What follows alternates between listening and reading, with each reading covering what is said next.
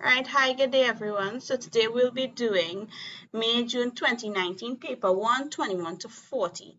Now, these questions 21 to 40 include algebra questions, um, vectors, matrices, shapes, and some statistics. Not all, but yes, some statistic questions, right? So those are the 5 sections that we'll be doing in this paper. So if we look at it, they ask, the first question, number 21, says 1 over 5x plus 2 over 3x is equal to. So when we see something like this, we have to find our common multiple, right? So we have 1 over 5x plus 2 over 3x. We see they have x in common, so we put x. And when we have things like this, we just multiply our numbers. 5 by 3 is 15. So our denominator is 15x. If you look here, you look for 15x, you'll see that the option is D, right? The answer is D. But let's just go ahead and explain. How much times can 5x go into 15x? It could go 3 times. So you multiply the numerator by 3. And 3x go into 15x 5 times. So 1 by 3 is 3 plus 5 twos are 10. So 3 plus 10 is equals to 13 over 15x. Right, so the answer is D for this one. Now, this question is quite repetitive. I've seen it a few times, right? When 5 is added to a certain number and multiplied by 3, the final answer is 27. What is the original number? So they say we don't know what the certain number is, so we'll say x is the certain number. When 5 is added to a certain number, which is x, and the result, which is this is multiplied by 3, the answer is equals to 27. So you write out what they say. Now, basically, they're asking for what is x, or make x the subject of the formula, right? So first off, we could carry across, multiply by 3, so it'll be 5 plus x. If we carry across, multiply by 3 over the equal sign, the opposite of multiply is divide, so it'll be 27 divided by 3. So that's 5 plus x is equals to 27 divided by 3 is 9. Right, then if we carry across 5 over the equal sign, even if you look at this, you can see that the answer is 4. But I'm just showing the working, right? X would be equals to 9 minus 5. If you carry across positive 5, it'll turn to negative 5. So x is equals to 4. So your answer is A. Right, so let's see. 5 is added to a certain number. So 5 plus 4 is 9, right? And then you multiply that 9 by 3, you're going to get 27. Right, so that is how you would check it back to make sure. I saw this question once before. Number 23, what is the value of x squared plus 3x all over xy if x is 4 and y is 2? Meaning wherever you see x, you're going to put 4, and wherever you see y, you're going to put 2. So if we see x squared plus 3y all over xy, we know x is 4, so it's 4 squared plus 3 by y, which is 3 by 2, all divided by xy, which is 4 multiplied by 2. So let's do this, right? We always do the brackets first. 4 squared is 16, 4 by 4, plus 3 twos are 6, all over 4 twos are 8. So you have 16 plus 6, 16, 17, 18, 19, 20, 21, 22, 22. 22 over 8. How many times can 8 go into 22? 8 go into 22 2 times, because 8 twos are 16, 16, and then how much again to make 22? 16, 17, well, remainder 6. Right, remainder 6 over 8. We see 6 over 8 can be reduced because 2 could go into them. 2 could go into 6 3 times, and 2 could go into 8 4 times. So my answer would be 2 and 3 over 4. That is D.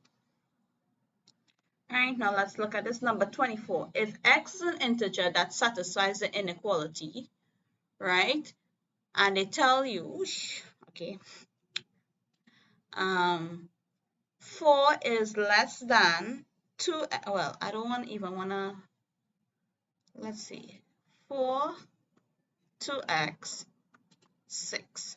So when you see something like this, guys, we separate it. So it's going to be 4 2x, and then 2x is less than or equal to 6, right? We always read from the number, so it'll be 2x is more than 4 and 2x is less than or equal to 6.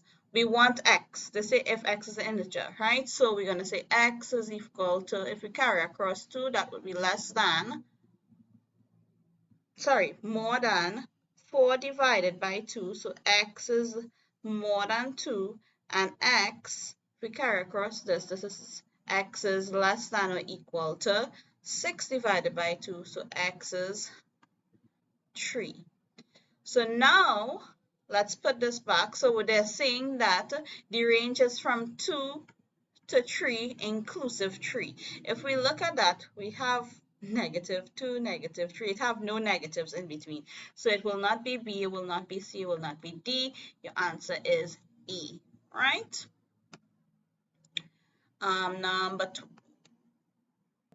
Number 25. The sum of two positive numbers, P and Q, is 32. The difference is 12. What is the smaller number? All right, they told you it's two positive numbers. So they say when you add P plus Q, you're going to get 32. And when you the difference, P minus Q, is equals to 12. Right? So for this one, I don't even want to say simultaneous equations, but if we make P the subject, P is equals to 12 if we carry across minus. If we carry across minus 12, will turn to plus 12. So P is equals to 12 plus Q, right? And they told you it's a positive number, guys, so therefore P is your larger number and Q would be a smaller number, right? So first off, wherever we see P, we're going to put this in the first equation. So we call this equation 1, this is equation 2, right? So instead of putting P, you're going to put 12 plus Q. So 12 plus Q plus a next Q is equals to 32. So we have 12 plus 2Q is equals to 32. We make Q the subject, we carry across plus 12. So 2Q would be 32 minus 12. So 2Q is equals to, you minus this, you'll get 20. So Q is equals to 20 divided by 2, so Q is equals to 10. So 10 is your answer, which is the smallest number that it have here anyways. Yeah, right? So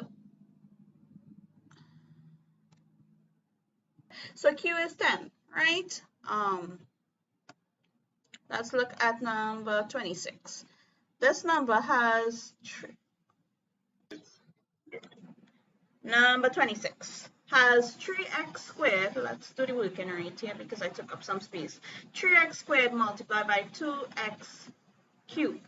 This is 3x squared is 3 multiplied by x squared multiplied by 2 multiplied by x cubed. You multiply the number, 3 by 2 is 6. So you're seeing 6, right? So it will not be D, right? It's either A, B, or C, right? So we have 6 multiplied by x squared multiplied by x cubed. Now, if you look at this, this has to the power of 2 and to the power of 3. If my bases are the same and I am multiplying, I add the powers. So that's 2 plus 3, which is 5. So it's 6x to the power of 5, which is B. Or if you don't know that as laws of indices, if my bases are the same and I am multiplying, we just have to add the powers. Or you could have said it's 6 multiplied by x multiplied by x multiplied by x multiplied by x multiplied by x. Right? So that would be 6. And how many x's are there? 1, 2, 3, 4, 5. So this is x to the power of 5. And that would be my answer. Right, number 27. Two matrices A and B are conformable for multiplication. A, B. So now we know conformable means that they are able to multiply. This means that the number of columns in your first, so let's say this is A, and this is B, and my, let's say A is 3 by 2, a 3 by 2, and B is 2 by 4, right? This is conformable because the number of columns in my first matrix, which is A, is equal to the number of rows in my second matrix, which is B. That answer is B, right? The number of columns in A is equal to the number of rows in B, right? 28, the determinant of identity matrix is, now this is just something you just need to learn. The determinant of identity matrix is equal to 1, right? This is just something you have to know, right? If it is equal to 0, then it's a singular matrix. That's the next question that they bring, right? But remember that if your determinant is identity matrix, the determinant of identity matrix is equal to 1, right? 29, if the vector P and Q is 2, 3, and minus 1, 4, respectively, then P minus 2Q is, now they bring questions like this every year. They kind of change up the P minus 2Q. They might put minus P minus plus 2Q or something along those lines. They try to change up this part here, right? But let's just understand the concept, right? They said P is equals to 3, not, let me stop putting over. It's 3, 2, and Q is equals to minus 1, 4, right? So they're saying P minus 2Q. If it's 2Q, 2Q would be equals to 2 open bracket minus 1 by 4, which is equals to 2 by minus 1 is minus 2, and 2 by 4 is 8. So it's minus 1, 8. So now we have P minus 2Q would be P is 3, 2, minus this minus 2, 8, right? So this is going to be 3 minus minus 2 and 2 minus 8. 3 minus minus 2 is 5. So you look for one that have 5 is either C or D. So it will not be A, it will not be B, right? And 2 minus 8 is minus 6, right? So that is D would be your answer. Right, this is the next type of question they always have. Number 30. Item 30 refers to the following parallelogram WXYZ. In the parallelogram, XY is U. So XY going in that direction is U, and XW is equals to V. R is the midpoint of YZ. Now, first off, in a parallelogram, the parallel sides have the same vector. So, and if they have to be going in the same direction. So WZ, which is going in the same direction, would also be U because they are parallel. And XW is going parallel to YZ. This is also known as V. All right, so the parallel sides are equal. Now, when they say the midpoint, right, the midpoint means half of this line, right? So we can say that YR is equals to half of V, right? We're going in this direction, and RZ is also the same as a half of V, right? So then they say WR expressed in terms of U and V is, so WR, the starting point is W, your ending point is R. So basically, let me just draw this line, right? Also carry a geometry set just in case you need the ruler, guys. Because for some of these questions, you may need a ruler, right? They want WR. So to start from W to end to R, it will be WZ plus ZR. Right? WZ is U plus ZR. Now, I just now told you that RZ is a half V, but we want the opposite direction. Right, so as I was saying, ZR and RZ are going in opposite directions, right? So instead of putting positive a half V, it will be negative a half V, right? Because RZ is the opposite of ZR is the opposite of RZ. So now this is going to be U minus a half V, right? And that is option E, if we look at it. Right now they're telling you, given that 1 millimeter is 1 over 1,000 meters, so 1 millimeter is equals to 1 over 1,000 meters. They want to know how much is 250 millimeters. Right, this is if 1 millimeter is this, then 2,500 millimeters would be 1 over 1,000 multiplied by 2,500. Right, you cross out the two zeros, so you get 25 over 10. 10 could go into 25, you carry back the decimal point, so your answer is going to be 2.5. This question is repeated quite a lot. I saw this a good few times, like 4, 5, no, not 4, 5. About 3 or 4 years, I saw this repeated. Right, this question is repeated as well. I saw this is the second time I'm seeing this.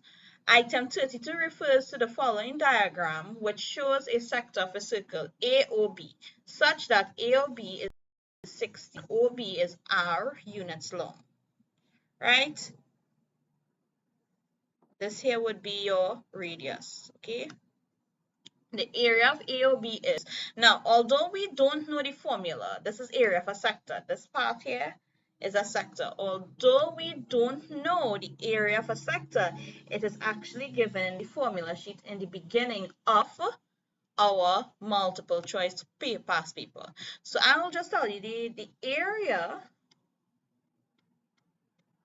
of a sector is equal to theta over 360 multiplied by pi multiplied by r squared. Theta is how many degrees the sector is. So this would be 60 over 360 multiplied by pi multiplied by r squared, right? This can be reduced. 16 to 61, 16 to 360 is 6. Right? Or you could cross out the zeros and then say 6 and 6, 1, 6 into 3, 6 is 6. So it will be 1 over 6 pi r squared. You just look for that answer. That is actually option E. Right? Once we get a 1, 6, it will not be C or will not be D. So you just look for the formula that they give you and you just input what they have in the question and you'll get through. Right? This question repeated as well. I did this paper already. The volume in centimeters cube of a cube. The volume in centimeters cube of a cube of edge 3 centimeters is, now volume of a cube is side times side times side. When they say the edge, that means the length of the line, right? That is 3 multiplied by 3 multiplied by 3, which is 3 3s are 9, 9 3s are 27. It's 27 centimeters cubed. So this is C would be your answer. Number 34. The perimeter of a square is 48. What is the area in centimeters cubed?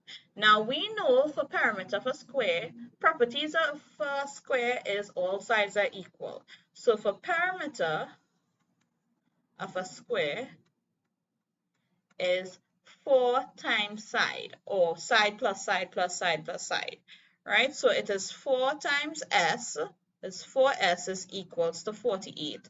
So S would be 48 divided by 4. So your side is equals to 12. All right, once we know the side is equals to 12, we can find area. Area of a square is equal side times side, which is 12 by 12, which is 144. So your answer is D. You just need to remember these formulas and input it, okay? Which of the following figures not drawn to scale has an area of equal to a half 5 plus 4 multiplied by 2? Now, first off, if we look at this, guys, we see that these are trapeziums. Now, area of a trapezium, this is area. Yeah. Area of a trapezium, they give you this formula as well. Area of a trapezium is equals to half A plus B times your height, right? Where A and B are your parallel sides. So first off, A is equals to 5, B is equals to 4, and your height is equals to 2. If we put it in, if we compare this to the formula, right? So we are looking for a height that has 2, which is D, right? So that would be your answer there. Right, we just have to look at the formula. Now, number 36, the area of a rectangle is 53.6. If the length is multiplied by 4 and the width is half the value, the area would be, I don't remember how to do this. Area of a rectangle, that's length times breadth, or length times width. They used to use width, so let's use width. Length times width is equals to 53.6 centimeters squared. If the length is multiplied by 4, so we're multiplying the length by 4, so 4 times L, and the width is half, we're going to multiply a half by a width. The area would be, right, so this is 4 times 12 times length times width would give you 4 times, that's 2 times our length times width, which is, again, we know what is length times width. Length times width is actually 53.6. So that's 2 multiplied by 53.6, which is 2 by 6 is 12, 5, 2 by 3 is 6, plus the 1 outside is 7, and then 5 2s are 10. So we know that the answer is C, right? So if we know that our length times width, we just put in what they told us, right? And this is how we would get our answer.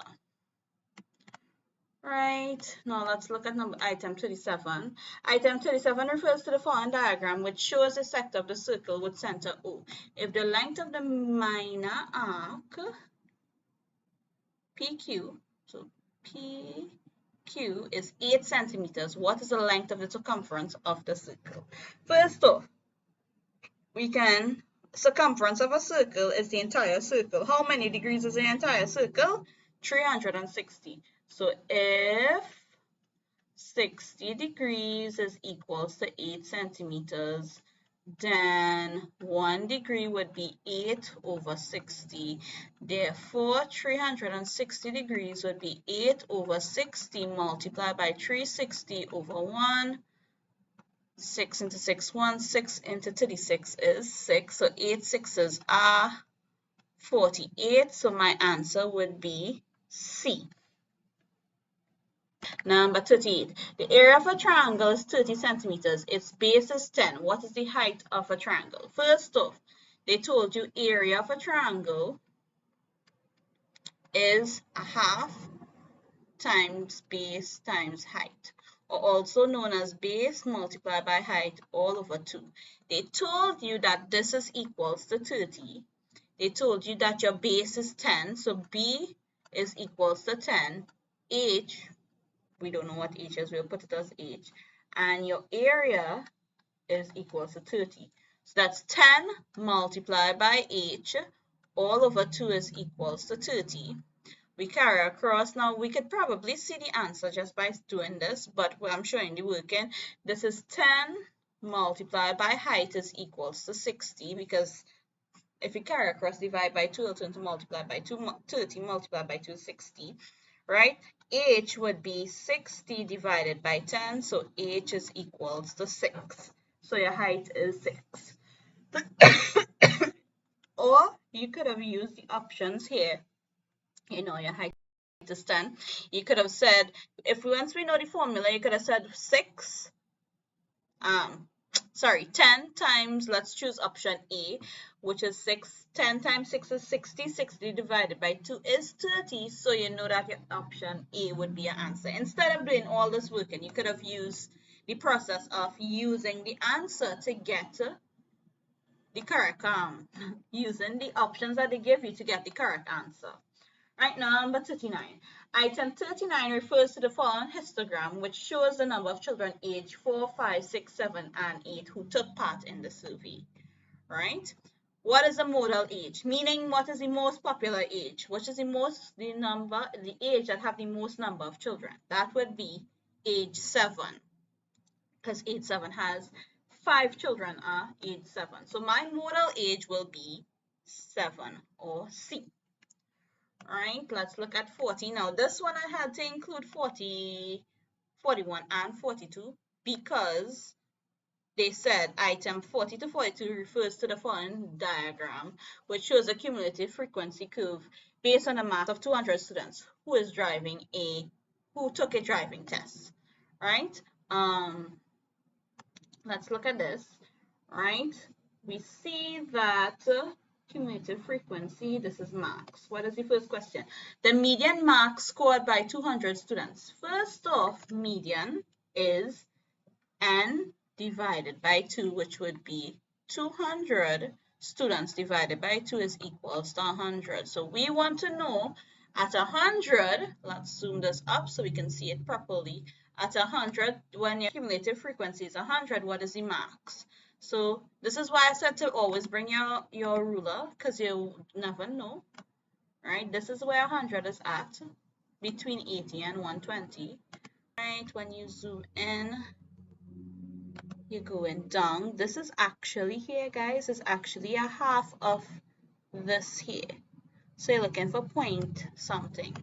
Now, if you look between 10 to 20, there are 10 spaces. So you know each space is 1, right? So this would be 35, 36, 37, and we know that is in a half. A half of 1 is 0.5, so this is 37.5. So your option is B. All right, let's look at 41. So number 41 says, what is the interquartile range of marks scored by the 200 students?